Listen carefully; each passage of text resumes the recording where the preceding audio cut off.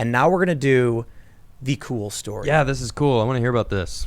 So this next story, near-death experience. London man shares what it's like to die and then come back. Real life Jon Snow. This was just a couple days ago. Yeah, real life Jon Snow. I read a book about this a long time ago, and I'm gonna tell you this. Some researchers reached out to a ton of people who had died. Yeah. And been resuscitated, and they cut out people they thought were like their stories didn't quite make sense in terms of like they weren't really dead. Okay. A lot of people would say things like, I felt cold and saw a light in front of me. And they'd be like, that's the operating table. Like, that's you in the ER. Yeah. So they looked for people who were in very specific circumstances. Maybe they died in the street, or they had a heart attack at home and then someone saved them. Yeah. Like this guy's story. Let me read you the story, and then I'm going to tell you some crazy stuff. Because when I read this, I was like, dude, this is exactly what the book was talking about. What happens when you die. Yeah, I want to hear about this. And it feels like, dude, maybe this is it. Maybe we have found the answers. I don't know. No one knows. Because we're alive. Well, I do know that, like, when even plants, when plants die, all animals... They lose mass. No, all living things release DMT. Right. Into the brain. Now you're talking like Joe Rogan.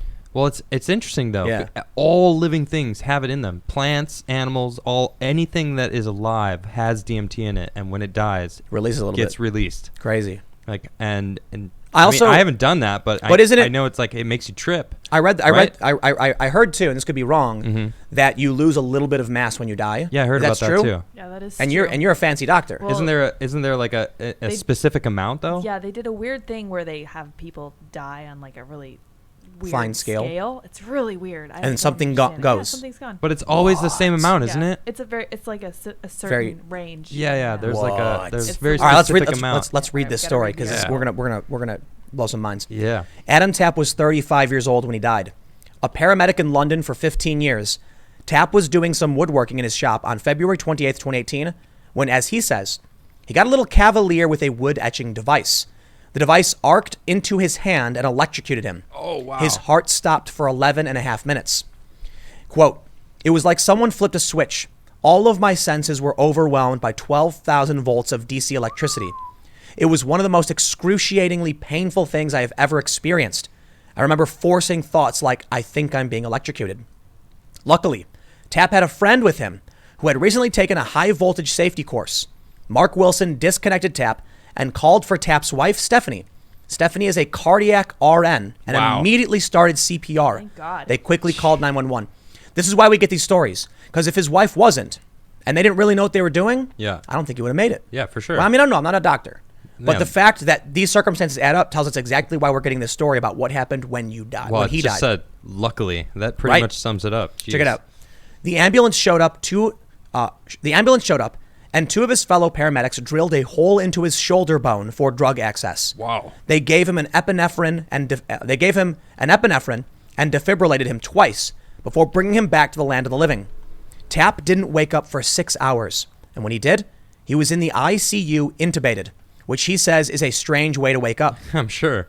Tapp is one of the 158 individuals who participated in a study between Western University and the University of Liège that used text mining and artificial intelligence to find that most people respond positively to near-death experiences or NDEs.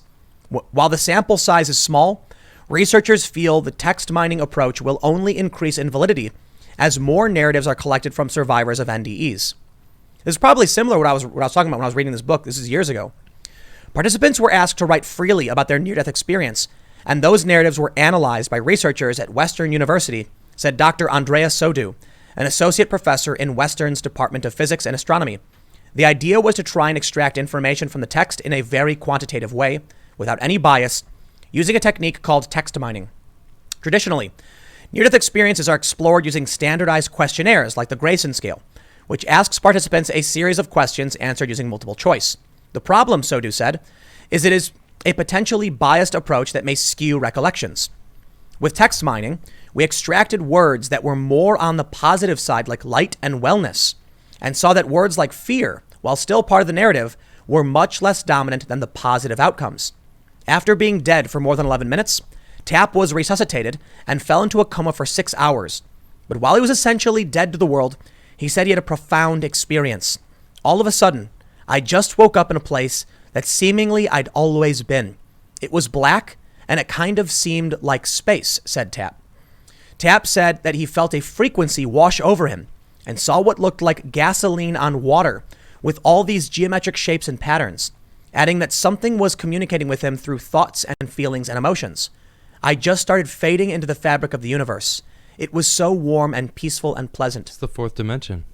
It appears simple curiosity and a desire to better understand near-death experiences were the driving forces behind the study. According to Sodu, both he and his colleagues at the University of Liège are very much interested in consciousness and altered states of consciousness. Tap eventually woke up from the coma. He asked how long he had been out and said he was told it had been he said if he was told it had been 30 years, he would have believed it. His sense of time was a bit confused, but what was more surprising is that he didn't feel quite at home in his body. It actually took me a while to feel comfortable in my body again, just breathing. I was so hyper aware of having to breathe or having to take a breath.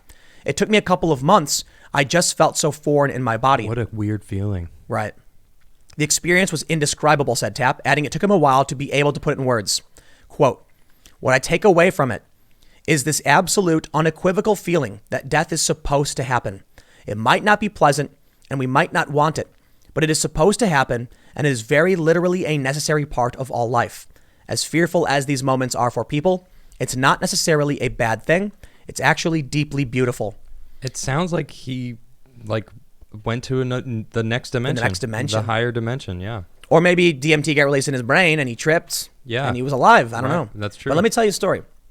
I was reading a book long time ago. I'm not going to pretend like it's an academic text. I don't know. But this was maybe 13 years ago. And it was talking about how they were interviewing people and asking them to write down about their experiences. Very similar to this. And they looked for patterns. They tried to remove stories that didn't quite make sense. Like it was very obvious someone didn't really die. They were on an operating table. Yeah. And most of these stories, they found a pattern. The pattern was that for many of these people who died, they described it exactly like he did. They felt warm. They were in this space with strange shapes. Yeah. And they felt like this is what I read in the book, that they felt like they were a part of it's hard to explain. Well, what caught my eye was the frequency. That when he said I felt a frequency wash over me, like an energy wave. Well, I mean, we are all vibrating. Everything is Right. frequency. All matter is frequency. So, when you step back into the higher dimension, I guess, it would make sense that you could see it and feel the frequencies of the universe. We'll get to that.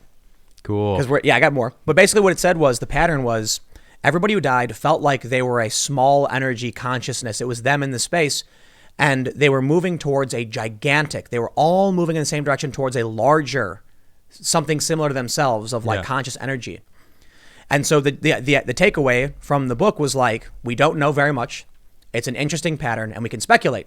One of the bits of speculation they had was perhaps we are all tiny fragments of this energy.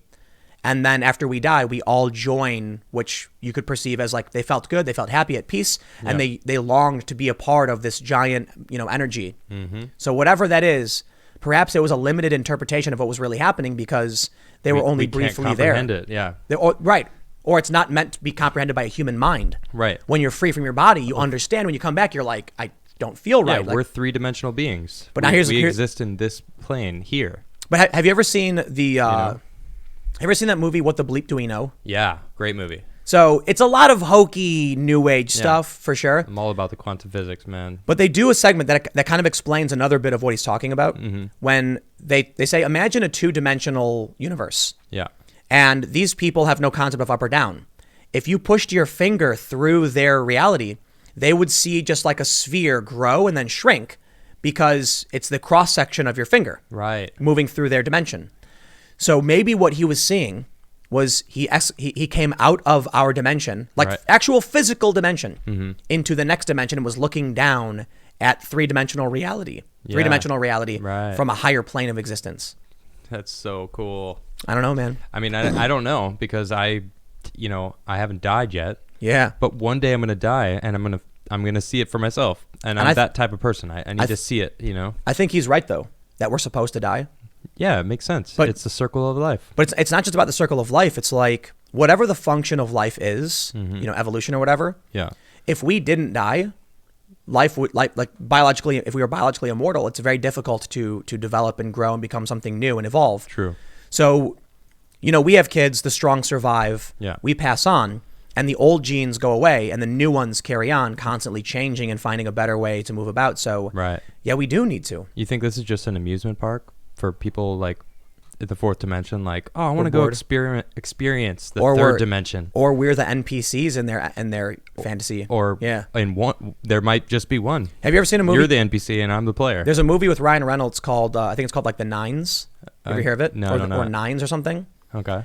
Basically, this woman who I think it's who's McCarthy woman? You know that lady, the fat lady from Ghostbusters? The Melissa McCarthy. Yeah, I think she's in it. I could be wrong. Can you Google Okay. this? Yeah. It's called like The Nines. Yeah.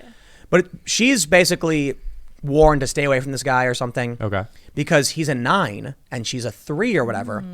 Okay. And what that really means is on a scale of like 1 to 9 or whatever about Okay. level of conscious awareness and like, beings. Oh, okay. A 3 is like, to us, a character in, Grand Theft Auto walking around minding their own business is Like is, an NPC. Exactly. Yeah. So he's a 9. He created this universe.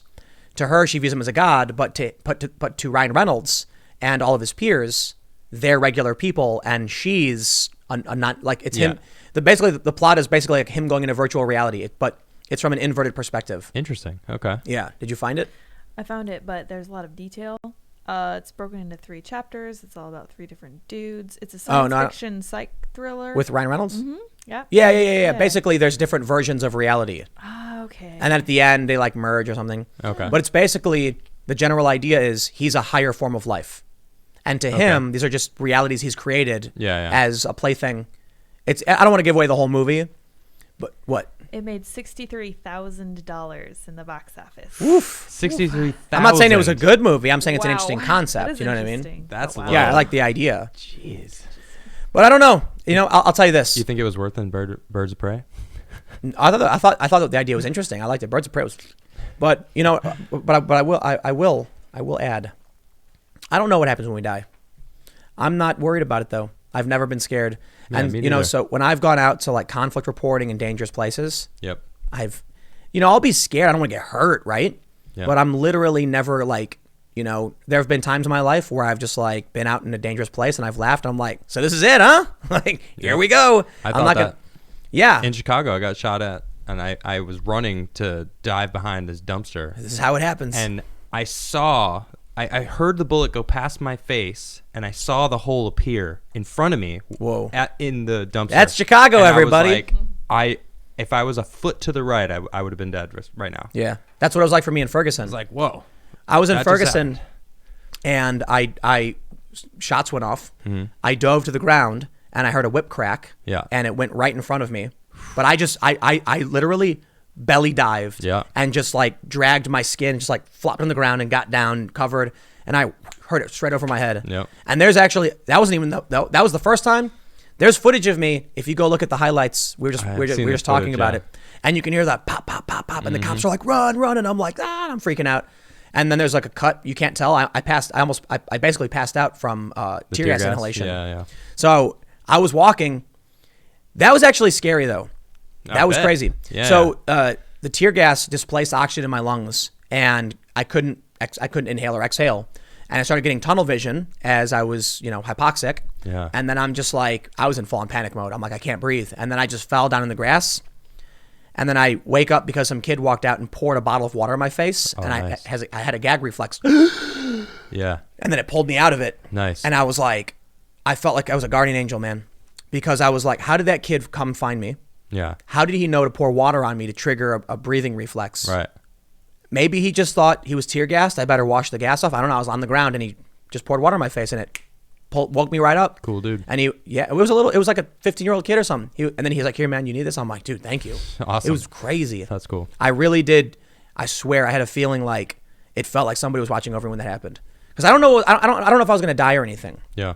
But I seriously was like in extreme panic because I'm seeing the tunnels. My vision is closing, and you can hear me on the camera where I'm gasping like, I can't breathe. And there's like, and that's it. And then I'm down. And then it jump cuts because they cut out the part. I don't know what happened. The next scene is me like filming myself. Yeah. Dude, however that dude appeared there, with the bottle of water and splash it on me. Felt like it was the fourth dimensional player. It felt like, no, it's like, No, somebody was like, hey, can you calm my dudes down? I need a res. And then his buddy ran up, held square down, and then picked me up, and I'm like, Yep. Yeah, you were going to die if somebody didn't do that. No, but in the video games, you're not like really, like, so in like Destiny, for instance, like when you die, air quotes, your ghost is chilling, and then someone can come and then resurrect you. So you're not really dead, kind of. You would have really died. But there's also you're in the first Destiny, when you first wake up, you've been dead for like 1,000 years or something. Yeah. And they're like, oh, we found a guardian. Like, what are you doing out here? Like, resurrect you. It's like, oh, great. But there are games too where it's like when you go down, you're just like unconscious, and they come and inject you, and then you get up. You're unconscious. Yeah, That's it was what like that. Yeah. Thanks for checking out this segment from the Timcast IRL podcast. We do the show every Monday through Friday at 8 p.m., sometimes an hour or two. And we do have a full live recorded version of the show that includes a lot of comments and smaller segments you probably don't see. If you want to check that out, you can watch live at 8 p.m. Monday through Friday, or become a member of this channel. And for $5 a month, you get full access to all of the recorded podcasts.